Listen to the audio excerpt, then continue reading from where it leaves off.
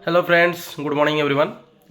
एक latest update था। तो बहुत सारे बच्चे जो इग्नू बीएड के लेके कॉन्फ्यूज़ हैं कि मेरिट लिस्ट इतना डिले क्यों हो रहा है, कि मेरिट लिस्ट कब आएगा। तो इसके बारे में थोड़ा इन्फॉर्मेशन और जानकारी आप लोग को देना है।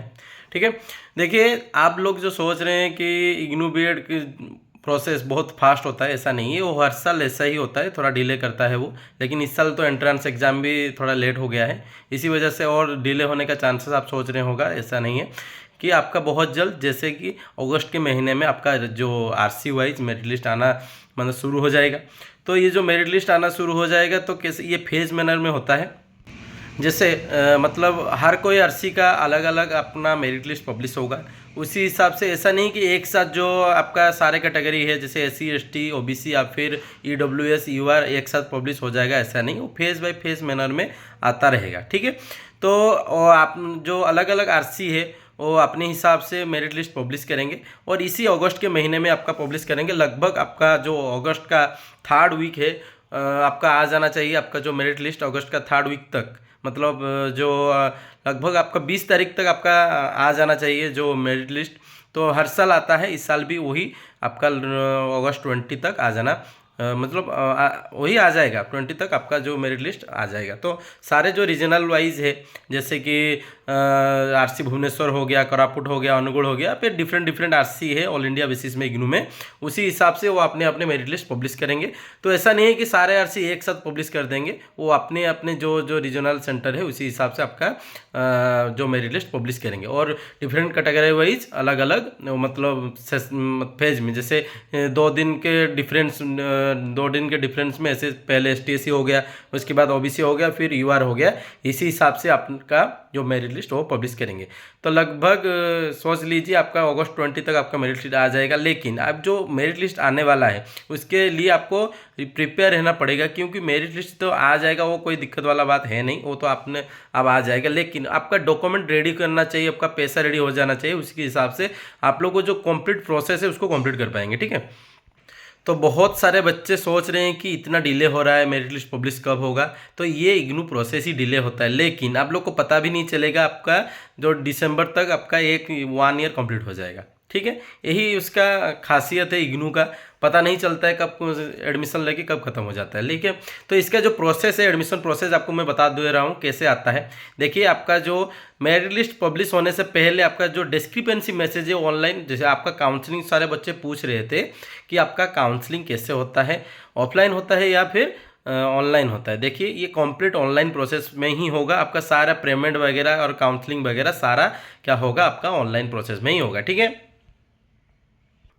तो जो आरसी का वेबसाइट में मेरिट अपडेट होने से पहले आपका डिस्क्रिपेंसी मैसेज आ जाएगा। मतलब आपके मेल में सब अपने अपने मेल, जिसका मतलब मेल भरा पड़ा है, आपका स्टोरेज नहीं है, वो सब आपने क्लियर कर दो।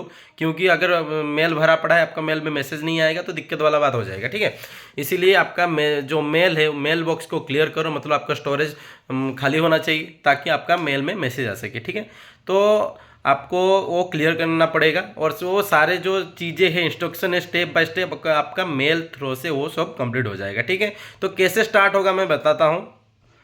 देखिए, ये स्टार्ट कैसे होता है।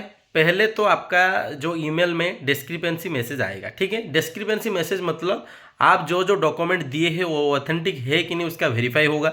मतलब आप जो जो आपका जो फॉर्म के अप्लाई टाइम में आप जो जो डॉक्यूमेंट दिए थे, ठीक है, मतलब आपका 10th हो गया, 12th हो गया, ग्रेजुएशन हो गया, या फिर आपका जो डीएलएड का हो गया, वो सारे डॉक्यूमेंट वेरीफाई होगा। इसके लिए आप क्या करेंगे, वो ईमेल में डिस्क्रिपेंसी मैसेज होगा। और डिस्क्रिपेंसी आपका कितने दिनों में हटाया जाएगा, आपका 3 दिन टाइम मिलेगा। ठीक है, 3 दिन के अंदर आपको डिस्क्रिपेंसी हटाना पड़ता है। अगर आप लोग वो मिस कर जाए तो मतलब आप सोच लीजिए आपका एडमिशन गया। ठीक है, इसलिए आप अभी, ये तो अगस्त का महीना चालू हो गया है, ठीक है, तो आप चेक करते रहिए, ईमेल कभी भी आ सकता है। और ये आएगा तो आपका फेज बाय फेज मैनर में आता है जो, तो मतलब पहले डिस्क्रिपेंसी आएगा, वो सारे डॉक्यूमेंट वो अपलोड आपको करना पड़ेगा। ठीक है, तो क्या क्या डॉक्यूमेंट चाहिए मैं आपको नेक्स्ट वीडियो में बता दूंगा कि क्या क्या डॉक्यूमेंट आपको रेडी करके रखना पड़ेगा। क्यों?